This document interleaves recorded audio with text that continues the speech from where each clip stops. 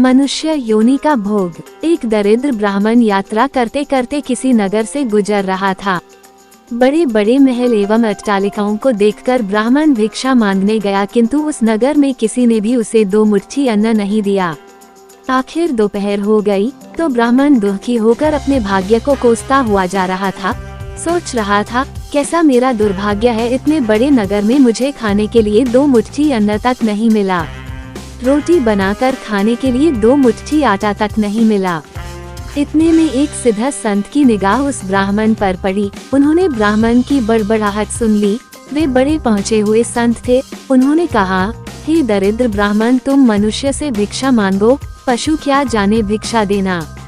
ये सुनकर ब्राह्मण दंग रह गया और कहने लगा, हे महात्मन, आप क्या कह रहे हैं? बड़ी बड़ी अट्टालिकाओं में रहने वाले मनुष्यों से ही मैंने भिक्षा मांगी है। महात्मा बोले, नहीं ब्राह्मण, मनुष्य शरीर में दिखने वाले वे लोग भीतर से मनुष्य नहीं हैं। अभी भी वे पिछले जन्म के हिसाब से ही जी रहे हैं।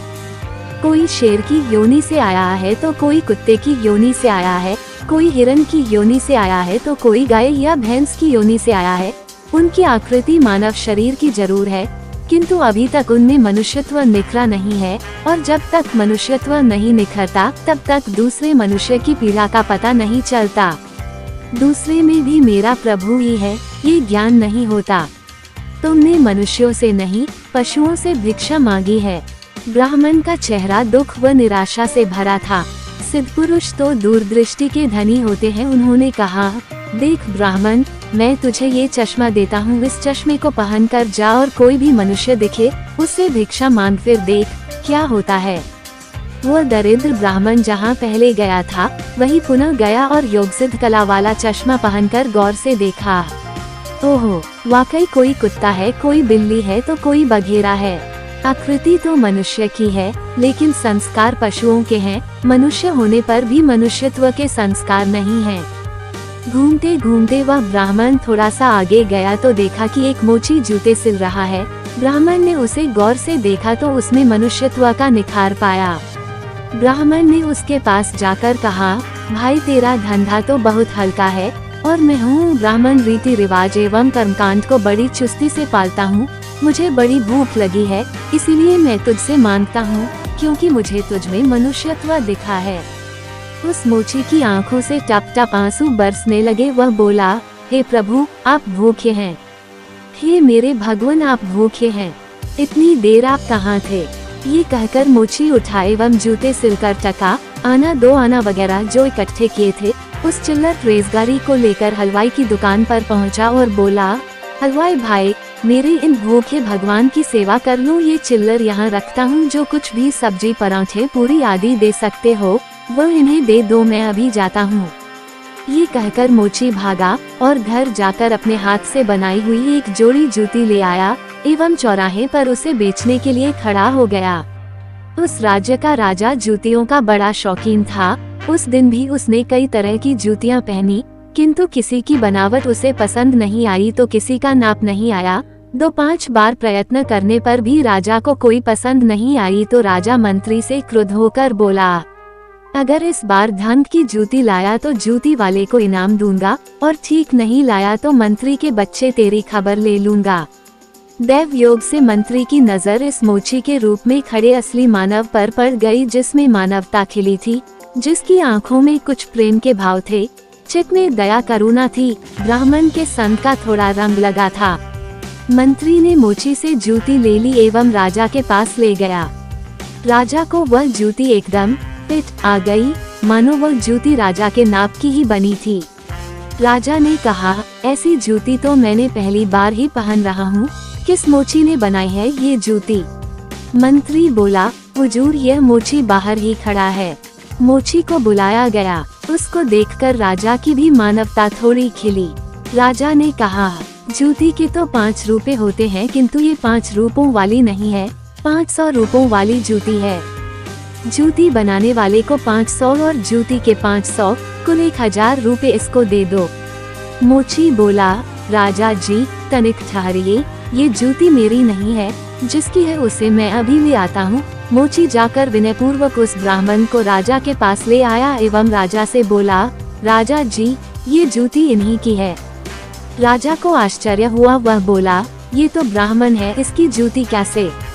राजा ने ब्राह्मण से पूछा तो ब्राह्मण ने कहा, मैं तो ब्राह्मण हूँ, यात्रा करने निकला हूँ। राजा, मोची जूती तो तुम बेच रहे थे, इस ब्राह्मण ने जूती कब खरीदी और बेची?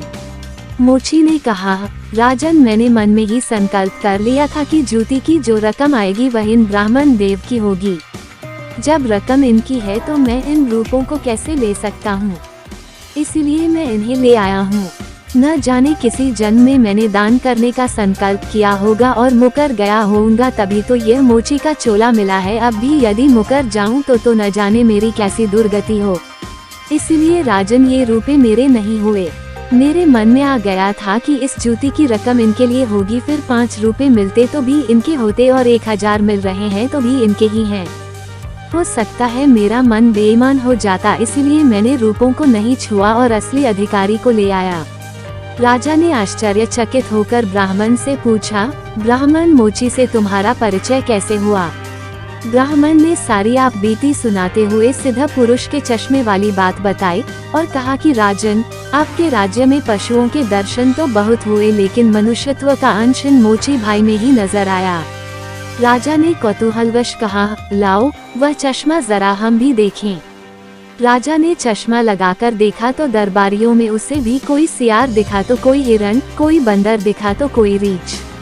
राजा दंग रह गया कि यह तो पशुओं का दरबार भरा पड़ा है। उसे हुआ कि ये सब पशु हैं तो मैं कौन हूँ। उसने आईना मंगवाया एवं उसने अपना चेहरा देखा तो शेर।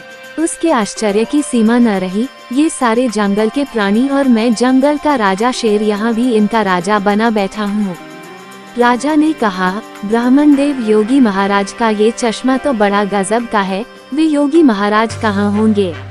ब्राह्मण, वे तो कहीं चले गए। ऐसे महापुरुष कभी कभी ही और बड़ी कठिनाई से मिलते हैं। श्रद्धावान ही ऐसे महापुरुषों से लाभ उठा पाते हैं। बाकी तो जो मनुष्य के चोले में पशु के समान है, वे महापुरुष के निकट रहकर भी अपनी पशुता नहीं छोड़ पाते। ब्राह्मण ने आगे कहा, राजन, अब तो बिना चश्मे के भी मनुष्यत्व को परखा जा सकता है। व्यक्ति के व्यवहार को देखकर ही पता चल सकता है कि वो किस योनि से आया है। एक मेहनत करे और दूसरा उस पर हक जताए तो समझ लो कि वह सर्प योनि से आया है, क्योंकि बिल खोदने की मेहनत तो चूहा करता है, लेकिन सर्प उसको मारकर बल पर अपना अधिकार जमा बैठता है। अब इस चश्मे के बिना भी विवेक का चश्मा काम कर सकता है और दूसरे को देखें उसकी अपेक्षा स्वयं को ही देखे कि हम सर्पयोनि से आए हैं कि शेर की योनि से आए हैं, या सचमुच में हम में मनुष्यता खिली है। यदि पशुता बाकी है तो वह भी मनुष्यता में बदल सकती है कैसे? गोस्वामी तुलसीदास जी ने कहा है, बिगड़ी जन्म अनेक की, सुधरे अब और आजू। तुलसी हुई राम को, राम भजी तजी कुसमाजू। कुसंस्कारों को छोड़ दें, बस अपने कुसंस्कार आप निकालेंगे तो ही निकलेंगे। अपने भीतर छिपे हुए पशुत्व को आप निकालेंगे तो ही निकलेगा। ये भी तब संभव होगा जब आप अपने समय की कीमत समझेंगे। मनुष्यत्व आए तो एक एक पल को सार्थक किए बिना आप चुप नहीं बैठेंगे। पशु अपना समय ऐसे ही गंवाता है। पशुत्व के संस्कार पड़े रहेंगे तो आपका समय बिगड़ेगा। अतः पशुत्व के संस्कारों को आप बाहर निकालिए एवं मनुष्यत्व के संस्कारों को उभारिए। फिर सिद्ध पुरुष का चश्मा नहीं वरन अपने विवेक का चश्मा ही कार्य करेगा और इस विवेक के चश्मे को पाने की युक्ति मिलती है हरि नाम संकीर्तन यानी सत्य का संग व सत्संग से। तो हे आत्मजनों, मानवता से जो पूर्ण हो वही मनुष्य कहलाता है। बिन मानवता के मानव भी पशुतुल्य रह जाता है। इसलिए आप जो भी कमा रहे उसमें से कम 2% दान करते रहे। जो सेवा आपको सही लगे उसमें